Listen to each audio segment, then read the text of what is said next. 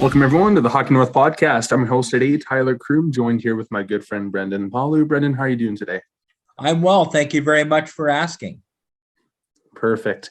And, it's a good feeling right now. The Cougars are coming off of a pretty big, epic shootout win on retro night here at the CN Center on the Saturday night. Wheatcroft with probably one of the nicest goals this team's scored all year to top it all off. His last of his Western Hockey League career, to put it at that. In the regular season, Brendan, it was pretty much a sellout crowd. Being on the media side of things for the game, how was that feeling?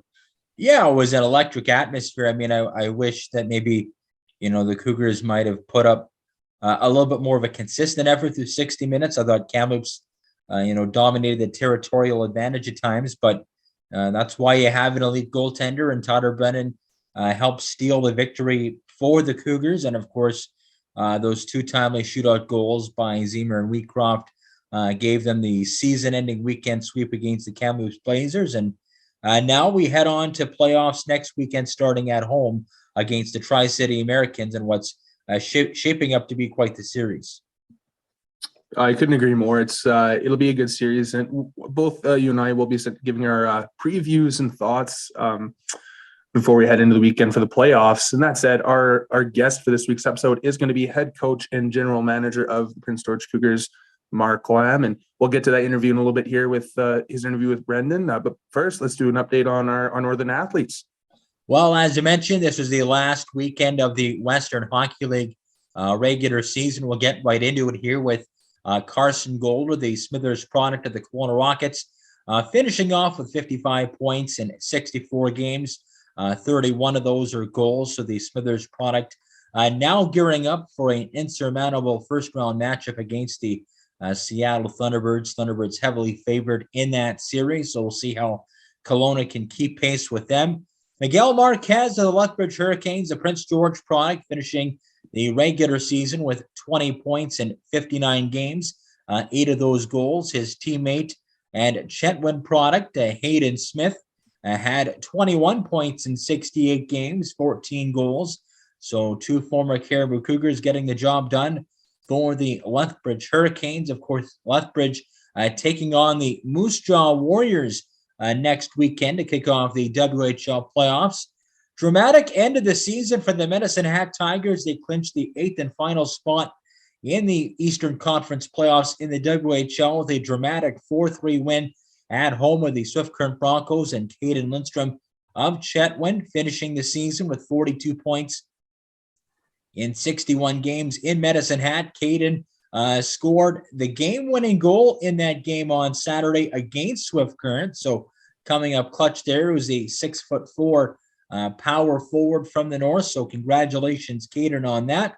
Terrell Goldsmith wrapping up his season with the Prince Albert Raiders. A 5-3 loss at home to the Moose Jaw Warriors is followed up by a 5-3 win on the road against the Regina Pats. Goldsmith going pointless in his last few outings. He'll finish the year with 9 points, 58 games played, and 102 penalty minutes.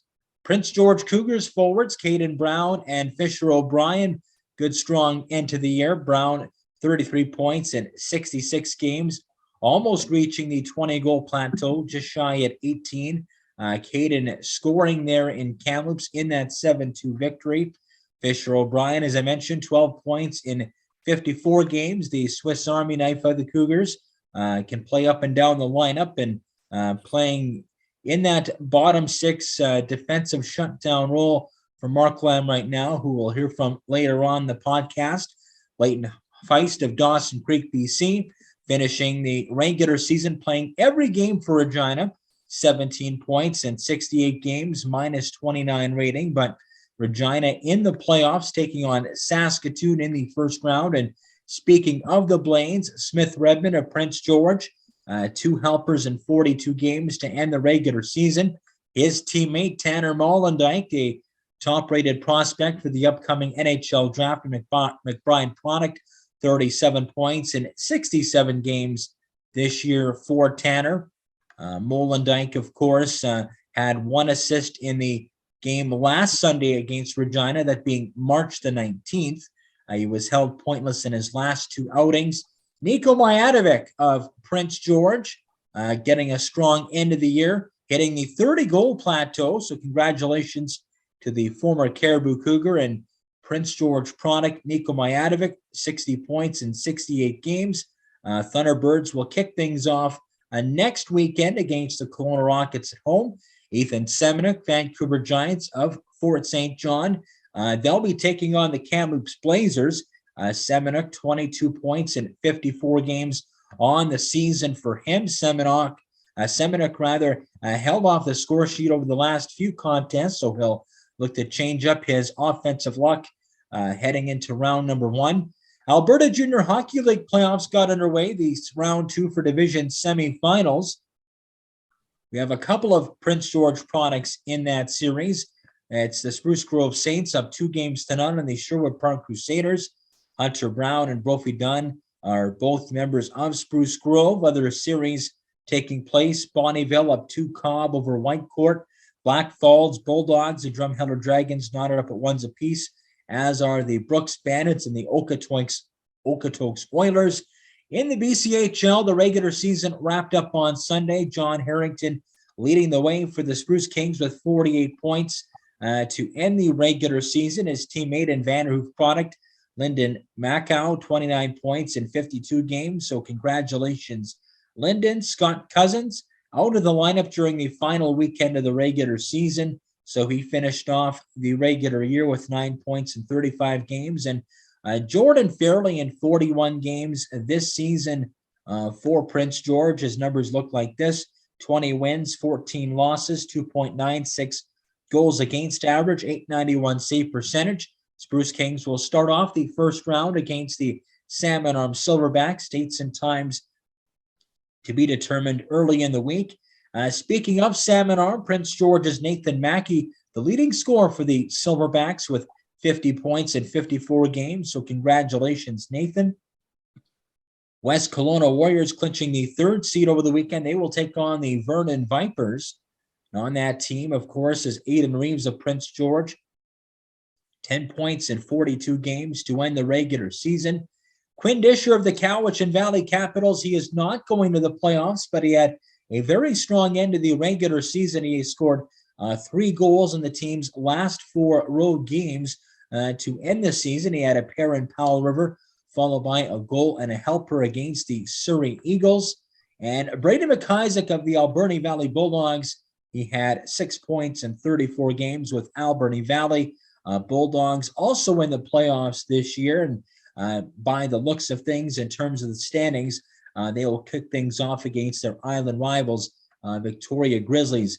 Manitoba Junior Hockey League playoffs are underway, and the Swan Valley Stampeders have a 2-0 series lead over the Dauphin Kings. Why is that significant? Well, Amar Power of Prince George is on the Stampeders, so he's looking to capture an MJHL championship with the Stamps. And the season came to an end, as well as the junior A hockey careers of Jackson Hassman of Prince George, as well as Alex Ochitwa. Both the Nipawin Hawks and Weyburn Red Wings each bowed out in 5 games, losing to the Battleford's North Stars and the Humboldt Broncos. Dawson Smith of the Larange Ice Wolves also seeing his season come to an end. The Ice Wolves falling in 6 games to the Melfort Mustangs. So sad to see the seasons end for those 3, but once again, congratulations. Ochitwa, of course, the native of Prince George and one of 3 former Caribou Cougars, as I mentioned, going to be playing his college hockey next season with Concordia University in Wisconsin. That is a Division III. So congratulations, Alex. And we'll also be remiss not to mention congratulations to Prince George's Chris Jandrick on signing an entry-level contract with the Buffalo Sabres. Jandrick, who was on our podcast earlier this year, a member of University of North Dakota. So congratulations, Chris. Oh, certainly. And, it's really big for Chris. I think if you were to talk to anybody from the Caribou Cougars organization, whether it's general manager Trevor Sprague or current head coach Tyler Bruff, anyone around that organization that has down on the team or around the team or with the PGSS Polish hockey program, they'll say Steve was one of the hardest working players. And You look at his progression from the Caribou hockey program all the way to, going to the Vernon Vipers, getting that scholarship opportunity to go play college and now get that pro deal. That's very well deserved. And being a Prince George boy, it's really cool to see another Prince George boy be able to get that honor. Yeah, Chris following in his brother's footsteps, of course. Chris's older brother, Steve, playing in the American Hockey League right now. Both of them play together with the Vernon Vipers. Steve, a couple years older than Chris, so they played at separate times with Caribou, but still very proud to see not just Steven, but now Chris get his much-deserved shot at the pro level. Yeah, both of them worked very hard to get that opportunity. And another thing that we want to point out here for Nico Majadovic, he was named the Seattle Thunderbirds most improved player on the team this year. And as you mentioned, Brennan, he's 30 goals, 60 points.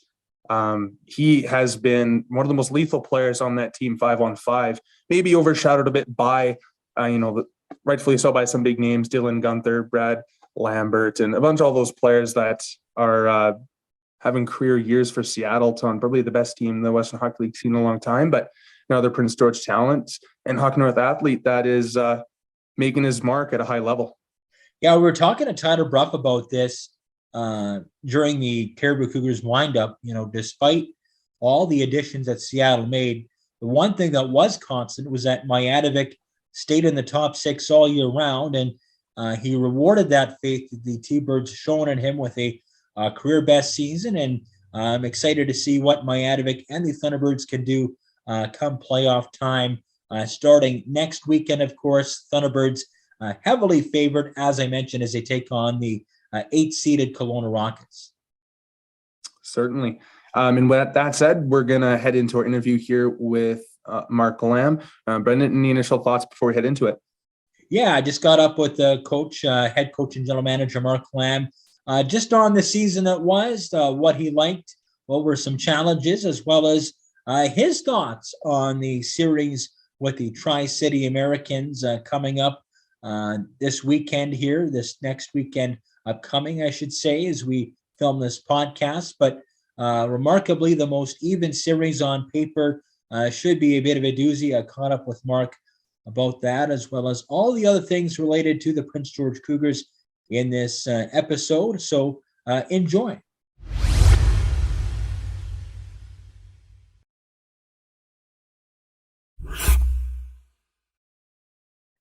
Back on the Hockey North podcast here with the head coach and general manager of the Prince George Cougars, Mark Lamb. Mark, the marathon that is the Western Hockey League regular season is now over. I guess just maybe take us through the 68 games that were. And at the end of it, do you feel that the record that your team has going into the playoffs is where you thought your team would be?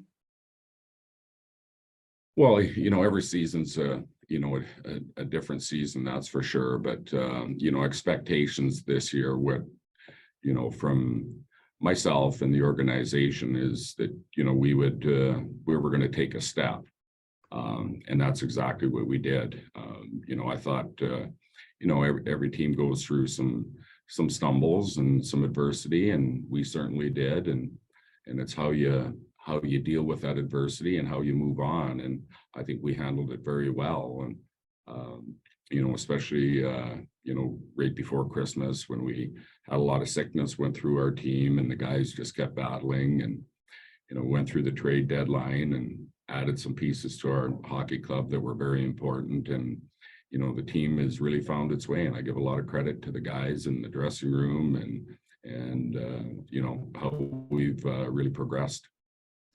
So maybe take us through that final weekend. Who you're playing in the first round. Who your opponent's going to be. You can't get any higher in the standings. Yet you take 4 out of 4 points against arguably your biggest division rival in the Kamloops Blazers. You took it to them in their home rink, and then maybe not the prettiest effort on retro night in front of a sold-out crowd where you pulled one out of the shootout. Just maybe talk about how difficult it might be to kind of get up for those games or at least maintain some level of focus, knowing that your fate is already set in terms of the postseason. Well, you try to keep everything normal. You have to prepare to play just like you do any other, but you're not fooling anybody and acting like it's a, the game means something or anything, because it clearly doesn't. But you want to keep your game going when you're on a pretty good streak like we're on. You don't want to let anything derail you. You don't want to, lose your focus. You want to look at some chemistry through your team. You want to see some different players in different situations. So there's always a lot to play for. Mm-hmm. Mark, your team is arguably in what is considered the most pick'em / entertaining series in the entire first round in the Western Hockey League. And when I talk about that, I talk about your opponent in the Tri-City Americans. In your mind, what makes this series such an even one? Well, the standings is the biggest one where, we didn't know if we were going to finish fourth or fifth or sixth. There was a couple teams right in the mix right down to the end, and there's lots of similarities between the two teams. Both teams have really good power plays. They got a lot of size. They got great goaltending. We're close in the standings, so I think it's pretty easy for people to say it's going to be a close series, an evenly matched series, because it really is. Having said that, you talk about the young core of forwards that the Americans have, a lot of size to them, as you mentioned, but I would say that the two guys that maybe get the most publicity are Lucas Dragicevic and, of course, Thomas Suchanek. As you know, Suchanek led Czechia to a silver medal in the World Juniors.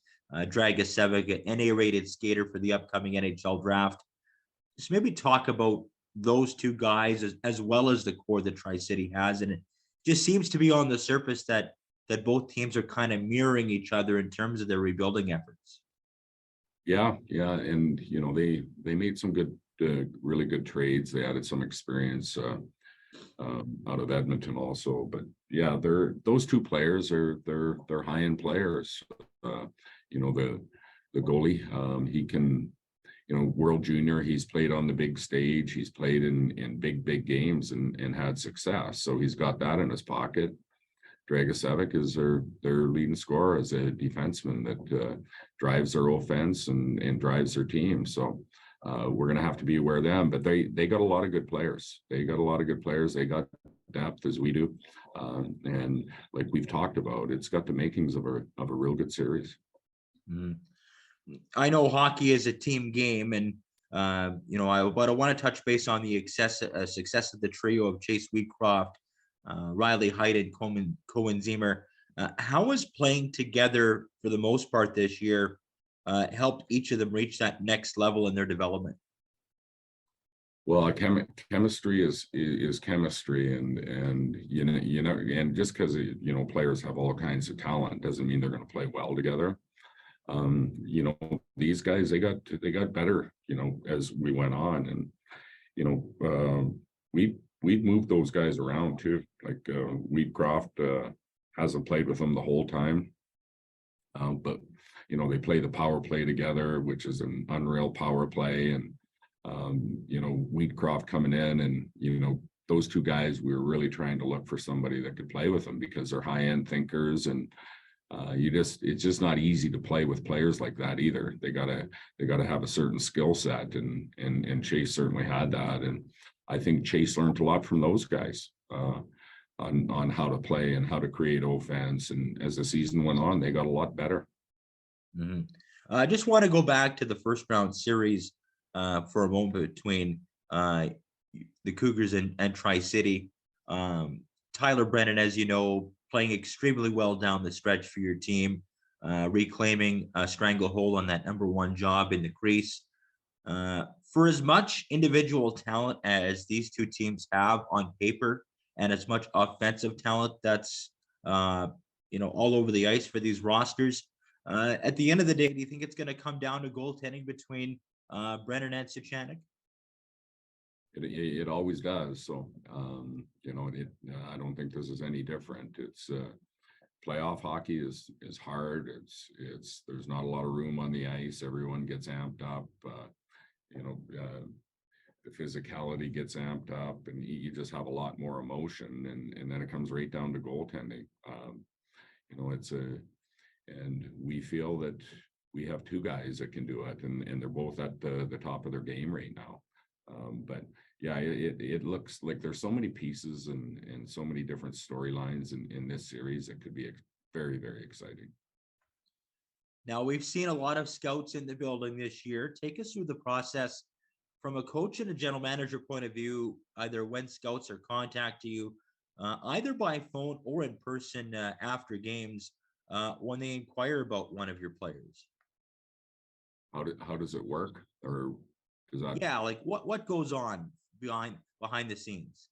Well, yeah, it's, you have, a lot of scouts want to get to know these players. It's you can see what they're doing on the ice, but you need it's such a big business, and you want to get to know these guys off the ice. So they contact me, they'll contact their agent, and I'm really wide open to that. I think it's great to have all these scouts around. The scouts are around for a reason, and there has been a ton of scouts up in Prince George this year, and they followed us around. And not only for the drafted players or the ones that they're talking to, it's really good for our whole team. They're all getting recognized when these guys are around. So it's been a lot, and we should get that respect. Mm-hmm. Switching gears here, we've seen Hudson Thornton and Ethan Sampson have career years from the blue line. What makes them so elite, even at this level, in terms of what they can do with the puck? Well, they're both weighted to, the offensive side. They got that skill set that's really, and from the back end, we try to play like that. We got a lot of skill on our team, so we just don't want these guys sitting back and just. We want to move it around and, joining the play and creating a lot of, offense from the blue line. And that's exactly what we do. But these two guys, they got that skill set that they Sammy's a little bit more physical. He's a little bit bigger, right and left hand shot, which is excellent. I think they complement each other very well. Mm-hmm. What do you think has been maybe the biggest contributor, or what's maybe improved in both of their games the most from, let's say, last year to this year? Because it seems like they've both taken that sizable step that's required, as 19-year-old defensemen, to kind of reach those offensive pinnacle numbers that we've seen this year. Well, I think they have a lot of pride in their game, and it's all about the process of getting ready. And they both, during the summers and stuff like that, they really work hard at their game. And they're different because Sampson's a drafted player, so he's got Philadelphia, helping him out. But Thorny is just, he's very motivated. He didn't get drafted, which doesn't matter. He's got a lot of teams looking at him right now, and. As you've seen, we've had a couple overages that signed NHL contracts that it's not the end all be all if you don't get drafted that draft year. Mm-hmm. Now, coaches and players will often say that you block out the crowd noise and what is going on around you when the play is going on during the game. But having said that, Mark, how fun was it to have that building full during your regular season finale against the Blazers? Oh, it's huge, and the guys, the guys really see that, and you can feel it, and you can feel it coming, for the last, few months, and when everything's trending in the right direction, you can feel the buzz around the building. And I tell you what, when it's busy like that, and they can see the little plays and cheer on the little plays, so they, you can really feel it. Mm-hmm. Now, prior to your time with the Cougars, you spent 7 years as head coach and general manager of the Swift Current Broncos. I want to go through, or at least touch on, maybe some of the subtle intricacies that you kind of go through as a coach and GM when you got the ownership group that you have with the Cougars now, and Swift Current compared to Swift Current, where it's a community-owned team. Just maybe talk about the subtle differences on how you kind of, what's the communication like, what goes on, and how is maybe those two different ownership setups a little bit different? Well, it's a lot different, and then a lot the same, because business is business, and you run your hockey team how you run your hockey team. But it's all about communication, no matter who the ownership group is. But in Swift Current, you work for a board. You meet once a month, and you're really, very transparent of going month to month on the ongoings of the daily business. And so in that aspect, that's a little bit different than what we do here. I'm in constant contact with the ownership group here. They're excellent to work for. And everything that I do, we talk about as a group, and then I take it to the ownership, and like I say, it's all about honesty and transparency. And but you run your business, and you let them know what your plan is, and lay it out, and everything runs smooth. Mm-hmm. Now, this ownership group, as you know, has Dan Hamhuis, Eric Brewer, two Cougars alumni, two very well-known NHL players. So maybe talk about, is it easier for you to kind of go over scenarios and maybe share ideas with both Dan and Eric, because they've both played the game, or you've all played the game at the pro level, and you kind of just maybe bounce ideas back and forth towards one another if things are going well or not going well? Yeah, they've been around. I have a lot of respect for them as people and as players. They were both they were both at the high end of their skill set in the NHL, would, as we know, is the best league in the world. And they played on those Olympic teams and all those Team Canada teams, so they have a lot of knowledge, and it'd be crazy for me not to get into that and get their their headspace and some of the things that we're doing. And I love when they have some input. I love when they come and watch the games, and we talk about it after. And I really enjoy that. And they have a lot of good insight. They don't tell you what to do or anything, but it's really good hockey talk. Mm-hmm. Now, you've often used the phrase this season, learning how to win.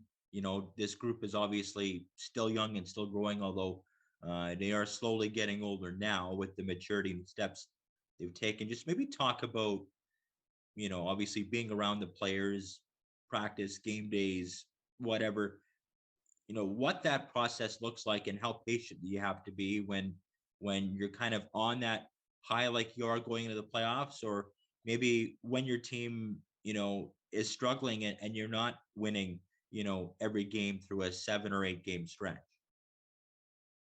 Yeah. Winning's it's everybody wants to win. You talk to any team, or you talk to individual players, and that's the one common thing that they'll say is like, what do you want to do?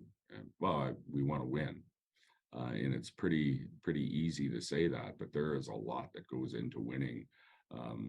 You have to lose before you win. You got to go through that adversity. You got to make some mistakes before you win. And the winners that have all the trophies, they've made all those mistakes, and they've learned from them. And that's the biggest thing about getting a whole team to learn how to win, is how you react and how you act after you lose. Mm-hmm. Now, you've played at various levels. You won a Stanley Cup. You've been a Turner Cup champion. Take us through the grind that occurs during these long playoff runs, and maybe touch on what you remember about both those teams. Well, it certainly is a grind. That's for sure. And you really don't know until you get into the grind how really hard it is, and to put into words and all that. And I've tried to talk about it. I've tried to talk to our teams about it, teams that I've coached about it. And you really can't put it into words how hard it really is, and how gratifying it is to end up, winning that last game of the year. But the similarities on teams that win, it's all the same. You play for one another. The team is really tight.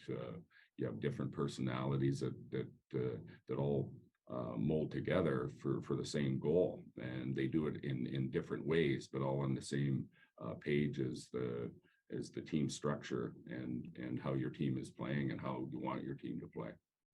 And of course, you played with some elite players on that Edmonton team, and guys like Yari Curry, Mark Messier, Glenn Anderson, just to name a few. Just maybe touch on, as a younger player that year, being around that star-studded lineup and how much of an eye-opener that was for you. Well, that's exactly what it was, is an eye-opener. I came there from Detroit, and they actually beat us in the playoffs the year before. And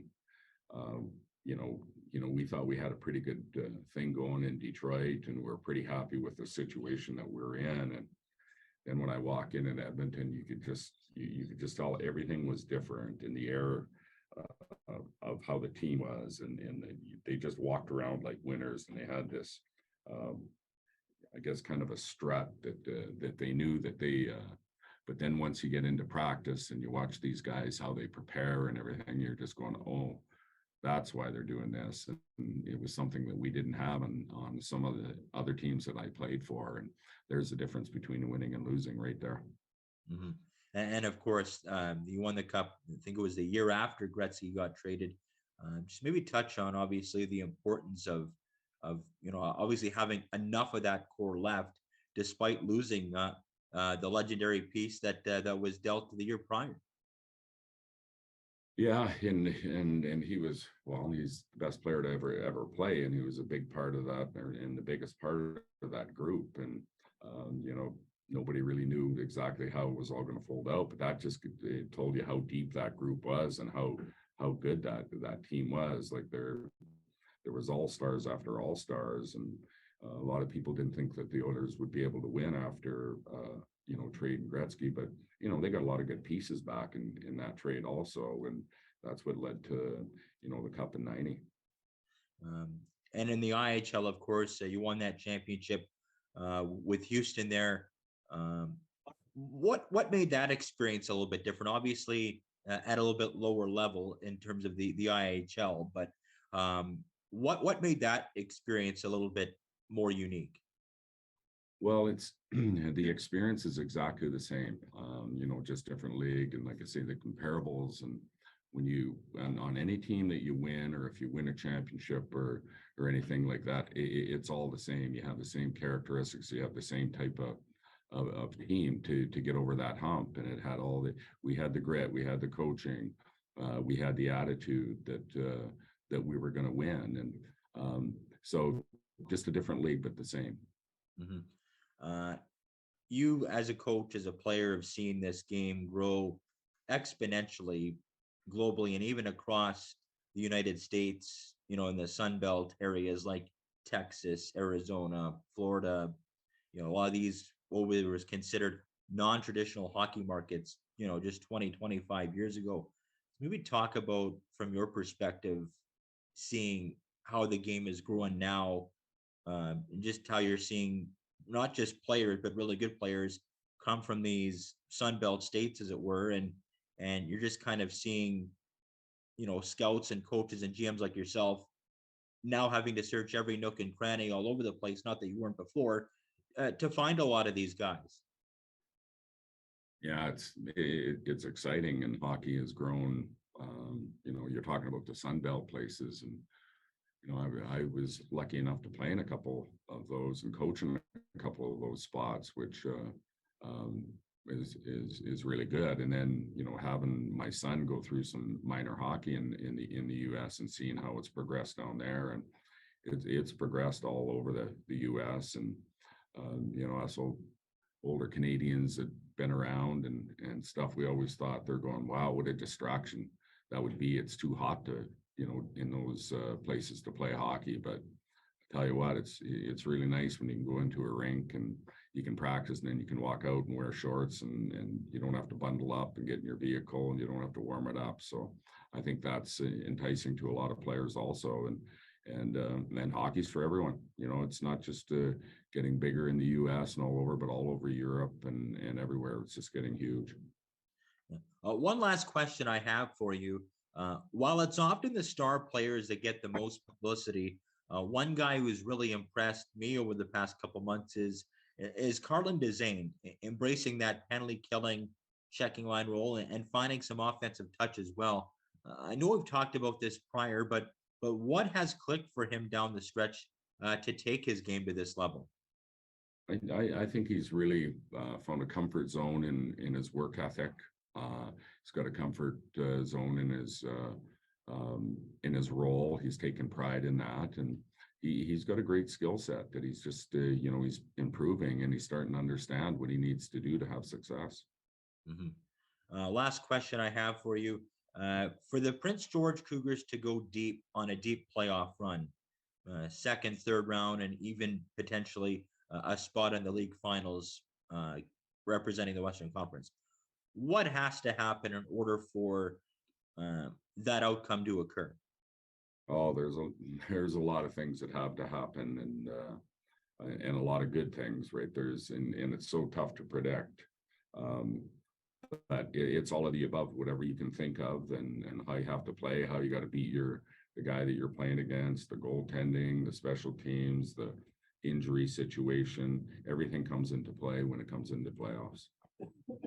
All right, Mark. Well, thank you very much for taking time out of your busy schedule to chat with me on our podcast today, and good luck the rest of the way here in the playoffs against the Tri-City Americans. All right. Thanks a lot. All right. Thanks, Mark.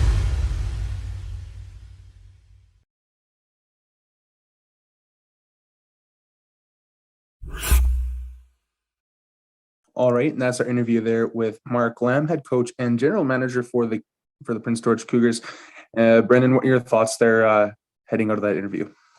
Just having him kind of touch base with the amount of attention the Cougars players have gotten from scouts this year. It's the most that Coach Lamb has seen gotten attention from scouts at every level. And it's not just those guys. It's the drafted guys. It's the guys that were undrafted and then signed.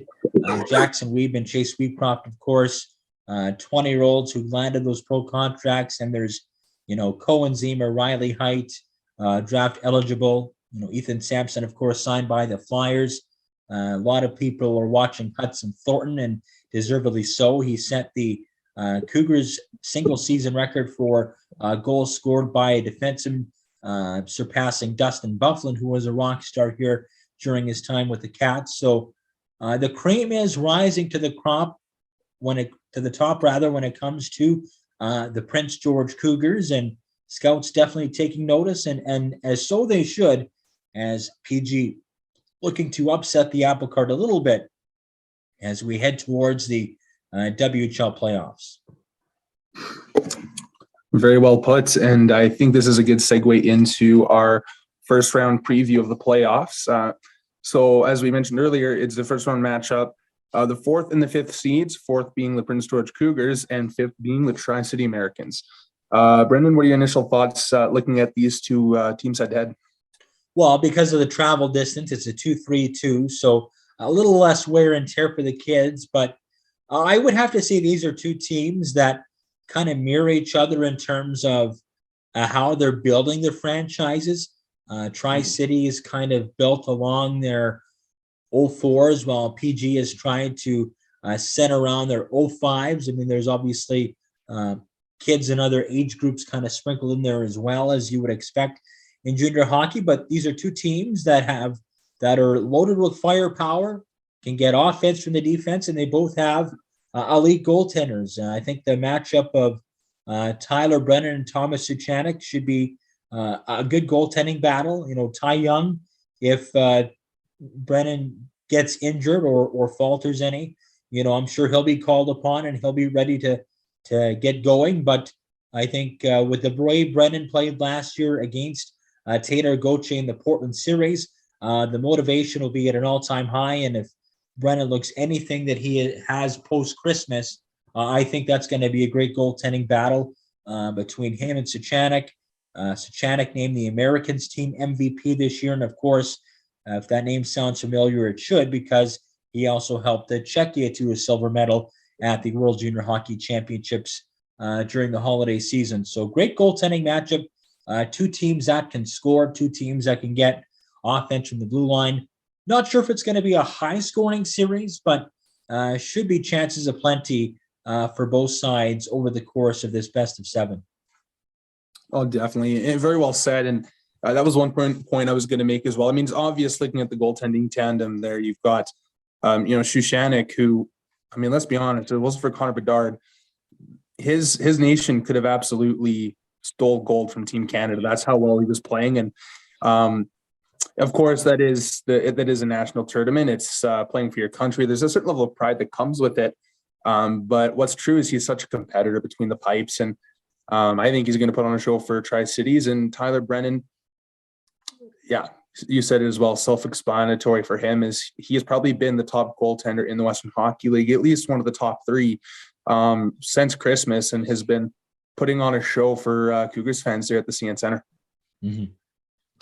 And both teams, I think of the head man there on Tri-City, Lucas Dragicevic. It's his draft year, and he has been one of the most, I think, consistent point producing, puck moving defenders in the league. And I think he's going to show Prince George Cougars fans what he's going to be able to do to try and push his team to either earn a win there on the game 1 on the Friday or a game 2 on the Saturday. And they're built with a big team, built with a lot of skill and a lot of size. They play a rough brand of hockey. So I think it's going to be tight, like you said. Do you see this one going the distance? I do. Yeah, I think the Cougars have a few game-breaking players where I think they could maybe end it in 5 or 6, but I would not be shocked if the Tri-City Americans were able to really keep them at bay and push it to 6 or 7. It could very well go the distance. Mm-hmm. Switching gears here, obviously, Prince George Spruce Kings going to be starting off in Salmon Arm against the Silverbacks, another 4-5 matchup. Both teams with pretty much identical records. They have the exact same winning percentage. That interior division airtight all the way down to the wire, especially seeds 3 through 7. Cranbrook and Penticton were pretty much home and cooled for a while. Spruce Kings, for as much talent as they've got, they've been a bit Jekyll and Hyde at times this year, and maybe it's cost them some points. But I think the playoffs could serve as a chance at some redemption for this hockey club. I think this is another even matchup between them and Salmon Arm, as I think they pretty much split the season series. I think Prince George had one extra win in there, but still, these are two teams that are evenly matched. But just based on the up and down regular season that the Spruce Kings had at times, I think the shot of redemption is there for them.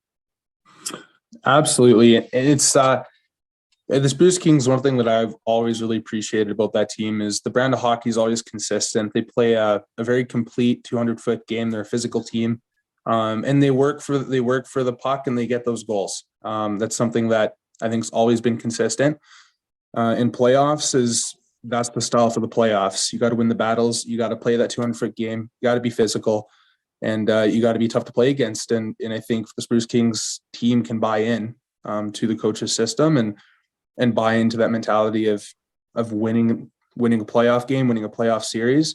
I don't think there's much that could stop the team if they really put their mind to it. Yeah, and obviously Salmon Arm led by a Prince George product, Nathan Mackey, Owen Beckett, another name that comes to mind when it comes to the Silverbacks. Obviously, they have a few other weapons mixed in there as well, but this is a Salmon Arm team that can mix it up as well and can surprise some people. So I think this will be another 6 or 7 game series. I don't know how you feel about that, but game 7 will be in the Shaw Center in Salmon Arm, just based on what I'm hearing in terms of the seating. Schedule will be released here early this week coming up. But does that change at all in your mind or hamper the Spruce Kings' chances with game 7 being on the road this time around? I think it always plays an effect in favor of the home team when you have that absolute win or die game on home ice. You have your hometown fans behind you, but I think for the Spruce Kings, I don't think so. I think they're going to play hard, and the biggest key to their success is going to be Jordan Fairley between the pipes. I mean, we've both watched him play since he was with the Caribou program, and he's one of those goaltenders that he can steal you a game, and he's consistently putting in the effort to get you a win each night. So I think in a make or break situation, he's going to be a huge X factor for the Spruce Kings. Mm-hmm. So do you see this going the distance as well? I think so. I think it'll be a game 6, game 7 scenario for the Spruce Kings and Silverbacks. Mm-hmm. Any other series or playoff scenarios you want to tee up a preview? These are the only two that I had teed up here for today. Is there any other ones that you want to dabble in on? Just wanted to maybe touch on briefly Seattle. Of course, there's that Nico Mijadovic connection. I'm just curious as to see how the Western Conference, at least in the top end, is going to play out. I do see the Thunderbirds and the Blazers moving on past the Rockets and the Giants, but after that, you really see some clash of the Titans type of matchups in round number 2. And I'm just kind of curious to see kind of how the chips land the later we go in the Western Conference playoffs. There's a lot of talk, if the Cougars get past round 1 and everything else goes to form, they'll likely play Seattle. But there's the odd upset in there. There's a chance it could be a Blazers-Cougars round 2 matchup. You don't want to get too far ahead because there's a lot of hockey to be played between now and then. But the buzz is certainly there and the anticipation is certainly building. So I think it's good that people are talking about these types of scenarios, but you don't want to be looking too far ahead either. Know that the players aren't. So yeah, should make for an exciting round 1. It usually is regardless of what level you are, whether it's U18, AAA, Junior A, Junior B, Major, Junior, whatever. I think we're in for a lot of excitement here over the next 2 weeks in terms of the first round of the playoffs. No, certainly. And that's something that's really good to see here, especially in the city of Prince George, is seeing that excitement amongst the people living in the city that we haven't seen. Like, I remember when the Spruce Kings had that big run when they ended up, winning the BCHL title and then going on to play in the big tournament for the Junior A programs. People were buzzing. Like, I was at the pool one time, we're talking, and I'm getting that same sense. There's a lot of people that are very optimistic about this Prince George Cougars lineup. And, it's going to be big 2 games here coming up on the weekend for games 1 and 2. But yeah, let's keep it to 1 round at a time. Let's see how the boys perform, but definitely good to see the optimism coming from the city. And further to that point, Tyler, I'll wind the clock back and a year further when the Spruce Kings went to the final against Wenatchee. Even though they lost that series in 5 games, you can see the excitement building in the city for that team. And then for them to duplicate it a year later, going all the way and just coming up a game shy of winning the national championship, the buzz was through the roof. And if the Cougars can get on a similar run, I think you'll see it taken up to a max level there. One thing I'm really interested in seeing is, the whiteout on Friday, how packed it gets, just for a lot of the guys that grew up in this town. I've been here 8 years nearly. Just looking forward to seeing kind of that buzz in the crowd, seeing it being full again, kind of recapturing that magic that I hear quite often, not only in my newsroom, but in and around town from the runs from 97, 2007, 99, 2000, when the expectations were there. Just kind of reminiscing and kind of seeing some of those flashbacks come to life.